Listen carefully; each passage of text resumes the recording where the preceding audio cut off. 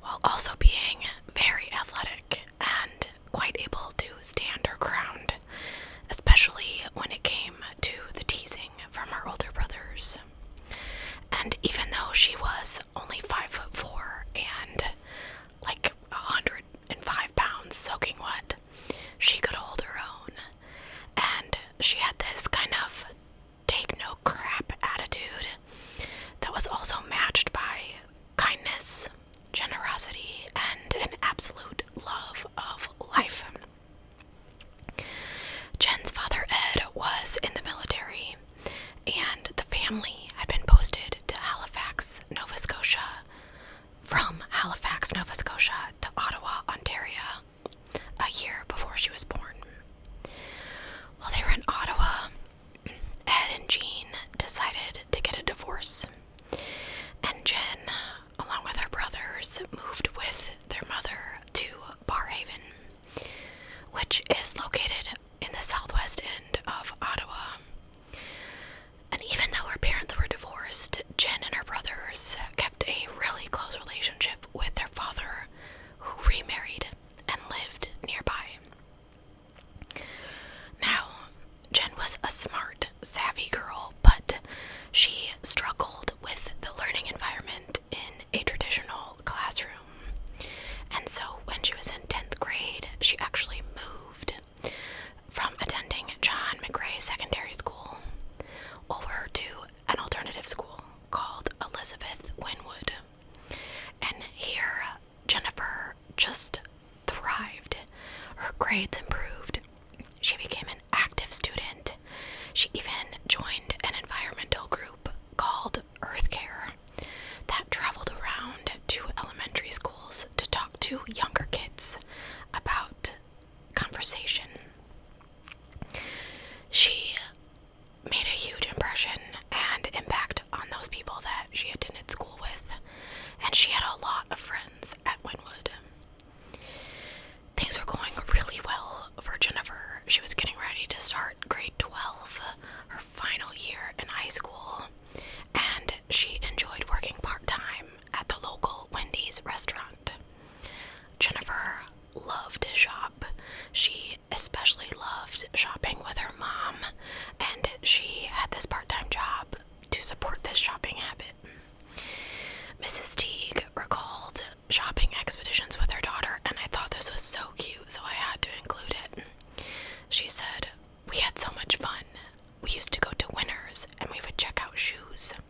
And Jen would go down her size aisle, and I would go down mine, and we'd pick out shoes, and we'd meet up at the end and try them on, and we would look over at each other, and we'd picked out the exact same pair of shoes, and they would just laugh about it." My mom and I used to do that. Jen was an incredible athlete. She was amazing at soccer. She played the team's goalie and baseball. And I read a couple articles that her baseball coach said that her pitching arm was like a cannon. Now, like most of us at 18 years of age, she wasn't really sure what she wanted to do with her life after graduating high school.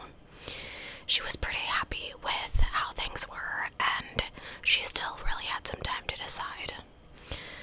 Or so she thought. After all, she's only 18. She was a typical teenager who loved to play video games and eat chocolate. And a girl after my own heart. Her bedroom was full of Ottawa Senator fan merchandise. She was a hockey fan. She loved the Sens, and in particular, their captain, David Alfredson, at the time. And on her bed, she kept a stuffed lamb that she had had since childhood that she called Emily. So that brings us to September 8th, 2005. Jen was working a late night shift at Wendy's, and it really wasn't that far from her home in Barrhaven, so she would always just walk to and from work. After her shift ended, she met up with a few of her friends at a place called Mac's Milk Convenience Store. It was about 1 a.m., and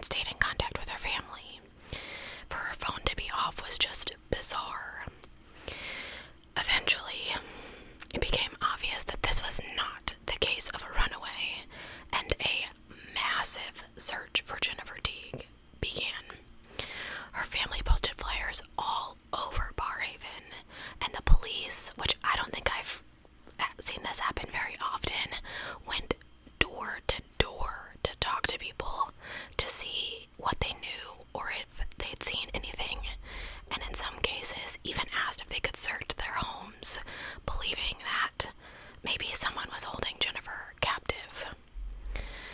Now, a command center was set up at the local church parking lot, and police had the dogs out there looking, and even helicopters up in the air looking for Jennifer Teague. The community really rallied around the family, and they got together to conduct private searches, and everyone was absolutely terrified at the thought of someone prowling around Barrhaven looking for young women to abduct. However, even with all of this, they found nothing. Jen's family and all of her friends were intensely interviewed. Now, abductions didn't just happen in Barrhaven, so the police thought it was a pretty strong possibility that someone, or whoever had taken her or heard her, must have known her. They looked closely at one of her coworkers from Wendy's because there was a rumor that he had a crush on her, but she didn't reciprocate it. When the police brought him into the station for questioning, they noticed that he had scratches on his neck, but he said that he cut himself shaving. He said that he had offered Jennifer a ride home from work that evening, but she had declined. She said, "No, I'm fine, I'm gonna meet up with my friends." And police were able to confirm this man's story, and they gave him a polygraph test, which he passed. So he was then eliminated as a suspect. After interviewing the friends that Jen had met up with that night at Mac's Milk, one of them mentioned that there'd been a young guy driving in the parking lot. And it was a guy that Jennifer was familiar with, but didn't particularly like. In fact, this person said that she flipped him off as she drove past him, or as he drove past her, she was walking.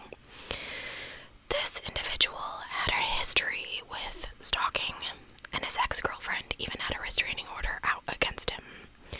So it seemed like a good lead. Police brought this guy in for questioning, and he denied having anything to do with Jen's disappearance.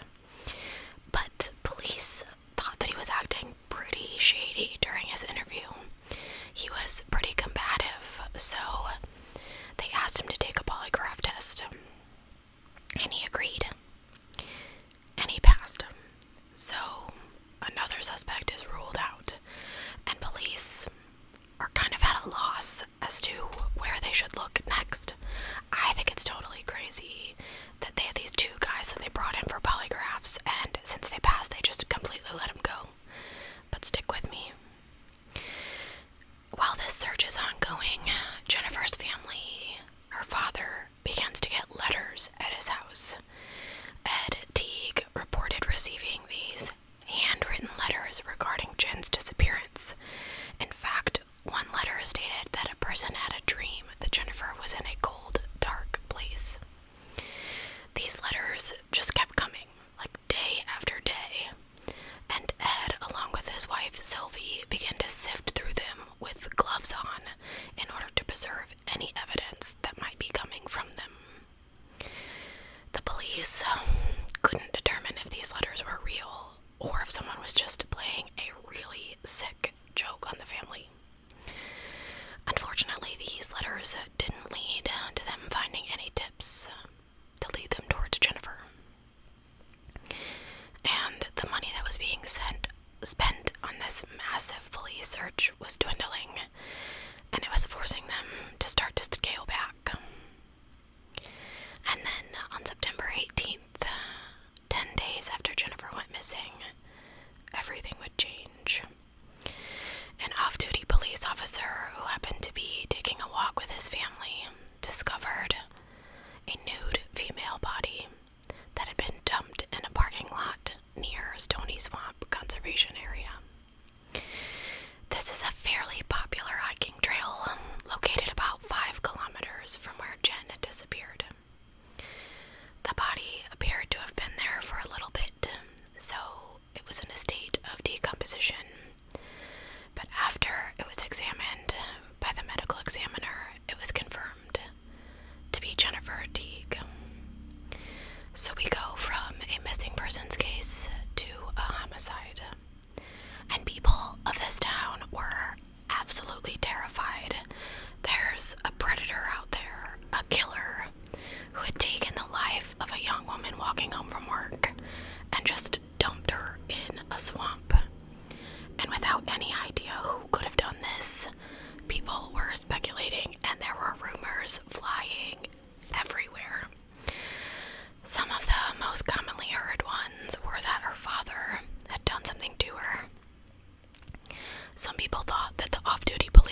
officer who had found her body must have been the one that put her there. And there were other rumors that Jennifer Teague had been involved in some sort of drug deal gone wrong, which all of that's completely terrible, and all of it is completely untrue. The following April, police released a sketch of who they believed to be the culprit in this case. And while Jennifer's friends and family said that this person didn't look like anyone that they knew, this sketch did bring in a barrage of new tips. Unfortunately, none of them led the police to a concrete suspect. Wendy's Canada, where Jen worked, offered a $50,000 reward for any information leading to the arrest of her killer.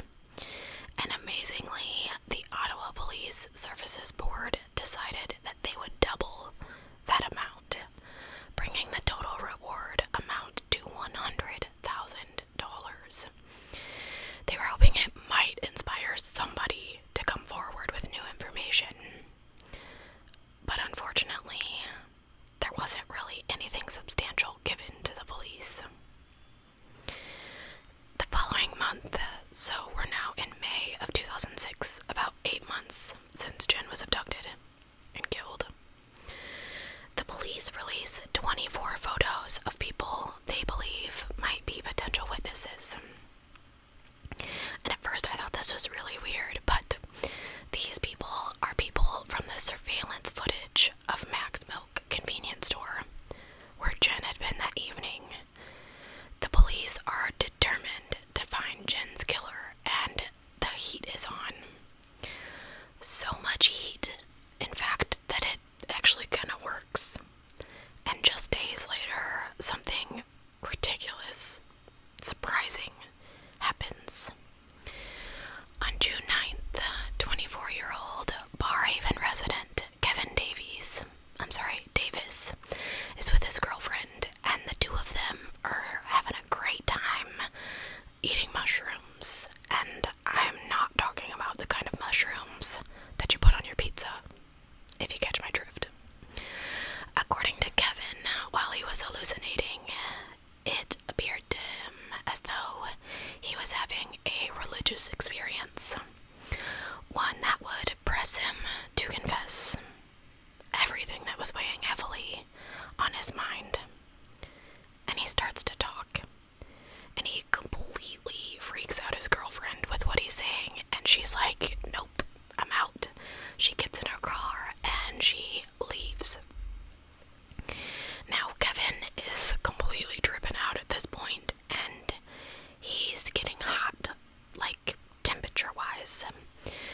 So he decides to take off all his clothes, and in a completely bizarre move, he runs out into Fallowfield Road, which is actually like a pretty busy road in Barhaven, and he lies down in the middle of traffic, naked in the road, and a vehicle approaches. Now, lucky for Kevin, this car stops instead of just running him over, and the driver gets out of the car. And Kevin, who is completely high off magic mushrooms, starts screaming, "I killed Jennifer Teague." This guy didn't really believe Kevin, but he calls 911 anyway, because clearly Kevin is having some sort of medical distress, right? An ambulance shows up, and they take him to the hospital. And a few days later, once he's sobered up again, the police question Kevin about what he was shouting, about killing Jennifer Teague. And Kevin is like, "I have no idea what you're talking about. I was just really high and out of my mind." And the police just let him go. But Kevin's guilt continues to consume him. He has a picture of Jennifer Teague that he saved from a newspaper that he looks at a lot, as well as one of her missing person posters. And so, a few weeks after the mushroom event, Kevin Davis decides it's time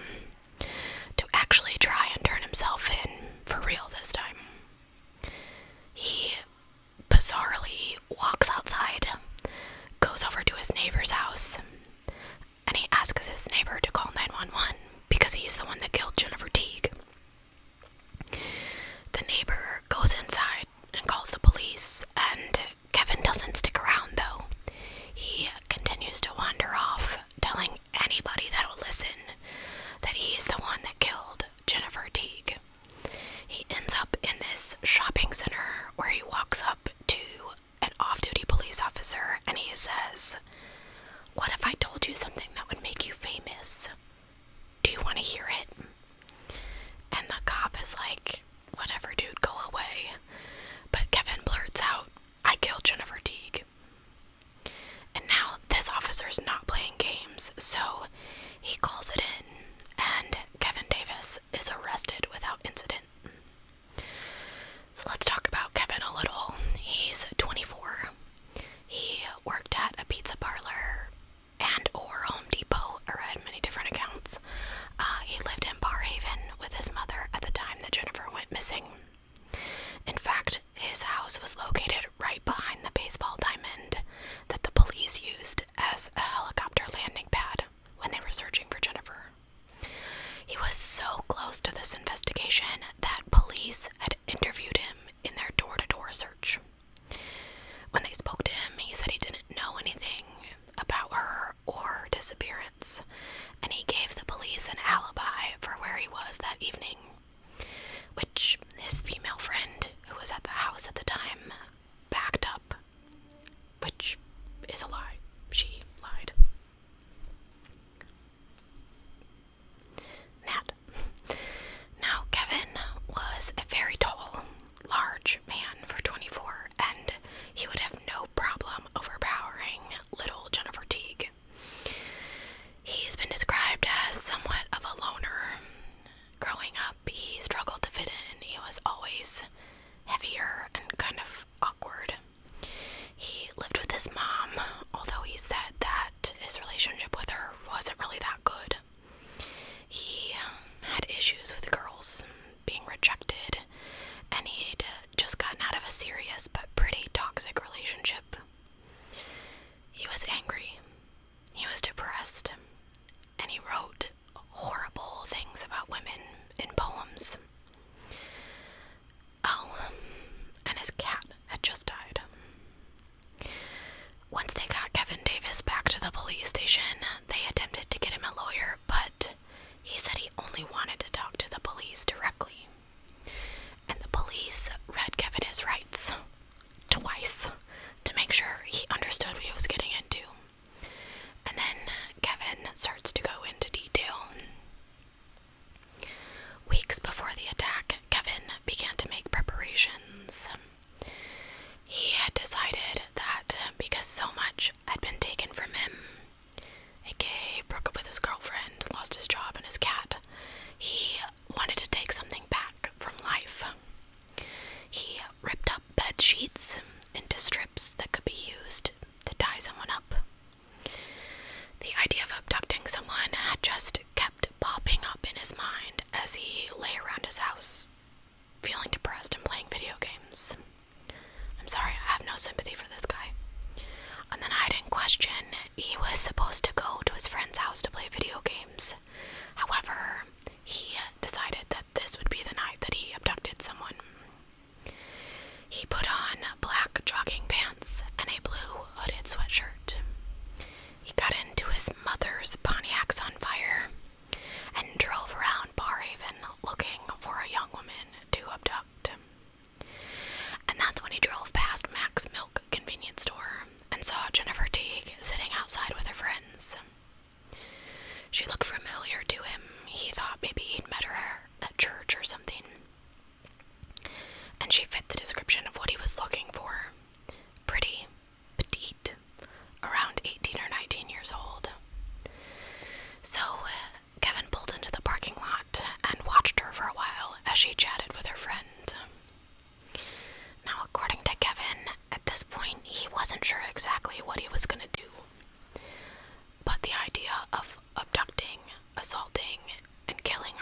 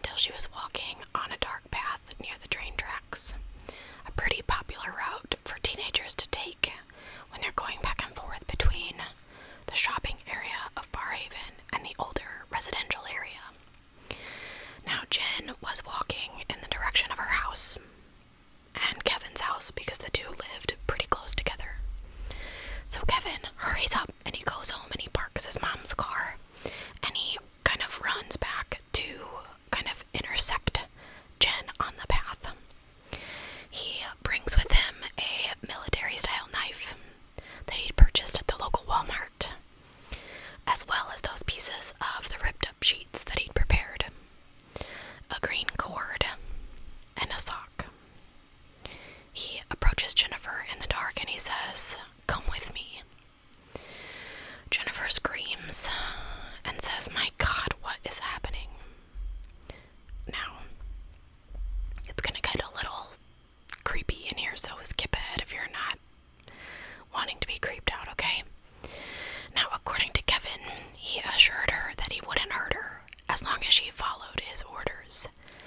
So he forces her to the ground, ties her up, and blindfolds her, and puts the sock in her mouth. He then searches her backpack to see if she has any money or drugs that he can take. And he found her Discman and her cell phone, which he promptly turned off, just in case. After searching for anything in her belongings, he decides that he's gotta untie her feet to let her walk to his house, right? He also removed the sock from her mouth, and when he did, she asked him if he was going to assault her or kill her. And he said no. But he starts to ask her questions about her family, like if she has any brothers or sisters. And I think it is pretty crazy that he would ask her all these personal questions and get to know her and then still do what he does. But Jen talked about her brothers, about her parents being divorced, something Kevin could relate to. And as they walked, he kept this knife held up towards her, but he says he never actually touched her with it. After a short walk, the two of them arrive at Kevin's house. They go through the back gate and into the back door of the home. It is around 1:30 a.m. at this time, and Kevin's mother is asleep upstairs. So he tells Jen to be quiet as he leads her up to his bedroom. This is where he unties her, undresses her, and then reties her up. He places the sock back into her mouth and puts the blindfold back on her. According to Kevin's testimony, this is where things get a little uncertain for him. He's not sure what he's going to do next, so he sits on the bed next to Jennifer and smokes a cigarette.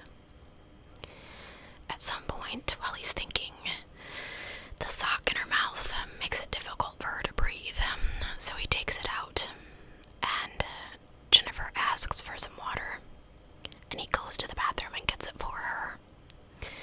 She drinks a little bit of it, but then she gets sick, and she apologizes to this man for making a mess in his room. Now, this plan and these ideas were always sexual in nature, but Kevin said now that he had Jennifer in his room, he couldn't get excited, if you catch my drift. So he touched her, but he couldn't get himself to go any further. So he sat there for a while and he's like, now what do I do? And he thinks, well, maybe I should let her go. No, she's definitely gonna tell the police. Well, I guess I just have to kill her. And terrifyingly, horribly, he says that the last words out of her mouth were, "I have to go. My mom is gonna worry." He then sat her up and strangled her from behind with one of the pieces of bed sheets until she stopped breathing. In his testimony, Kevin said, "I want people to know I didn't assault her. I didn't hurt her. I'm not a monster." Dude, yes you are. Yes you are.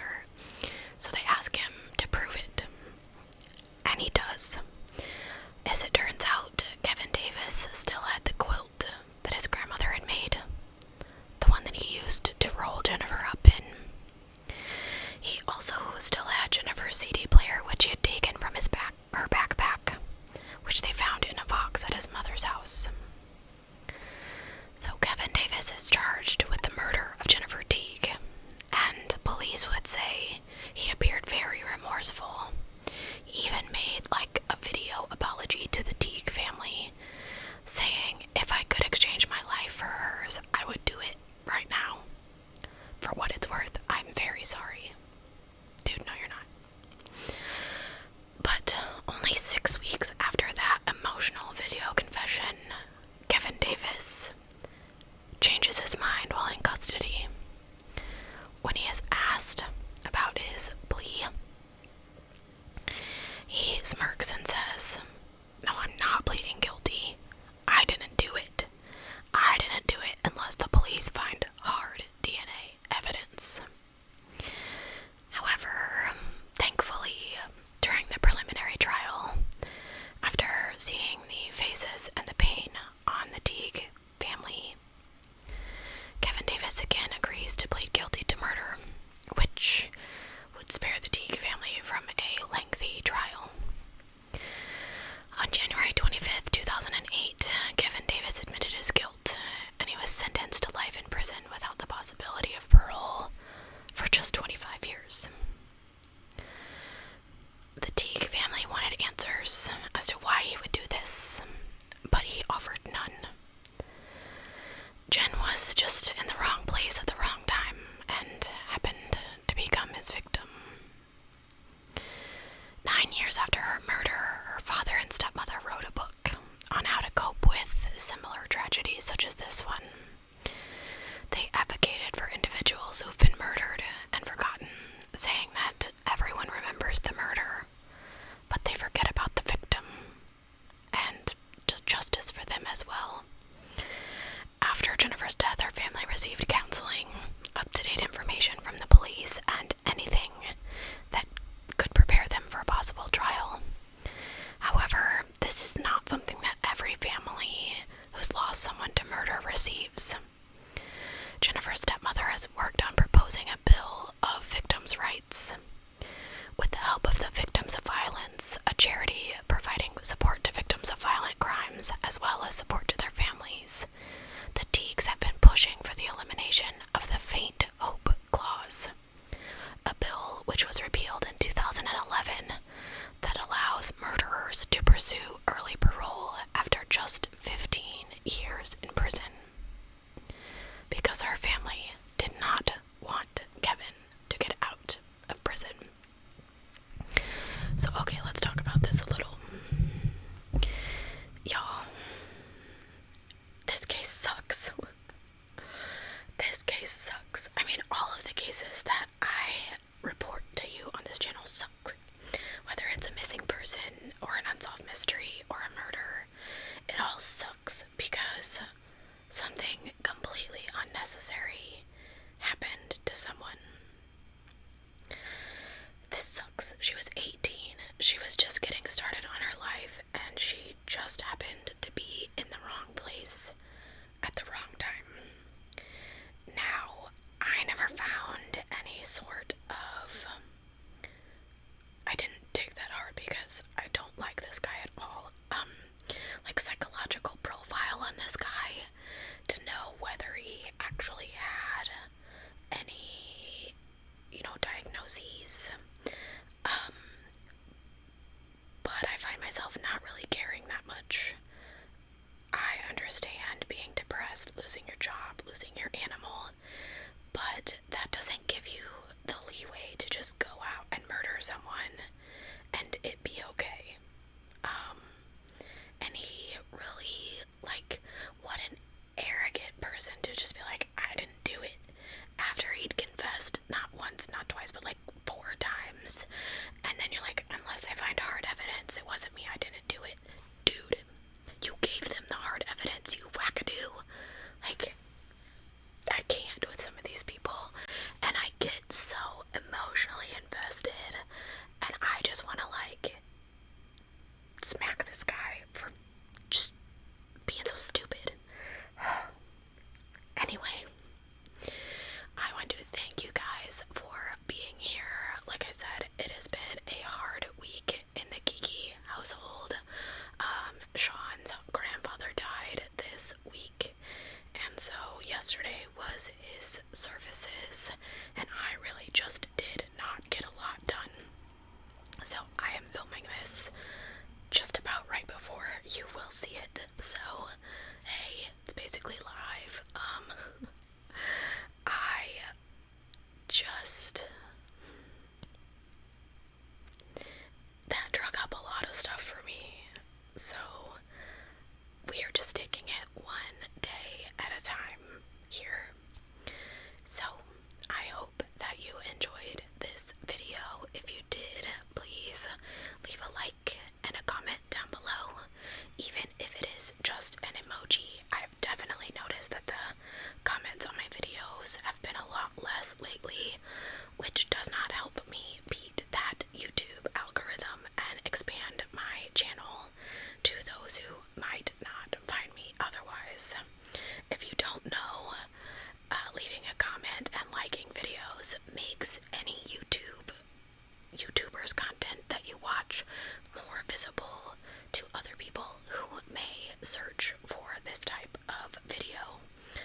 As y'all know, true crime ASMR is in a kind of circle all its own, where people either love it or they hate it, and there's really not like an in-between. So it is a hard kind of niche to be in, because you do get a lot of hate, and you really have to learn to kind of brush it off and say, well, it doesn't matter. What matters is the people who are actually watching. So I want to let you know that you definitely matter to me. I recognize your names. I appreciate all of your comments. I really do try to like or comment on every single one to let you know that you matter to me and I see you. Anyway, I'm gonna shut up now, tell you guys thank you for watching, and I will catch you next week for another true crime video. I'll see you guys very soon.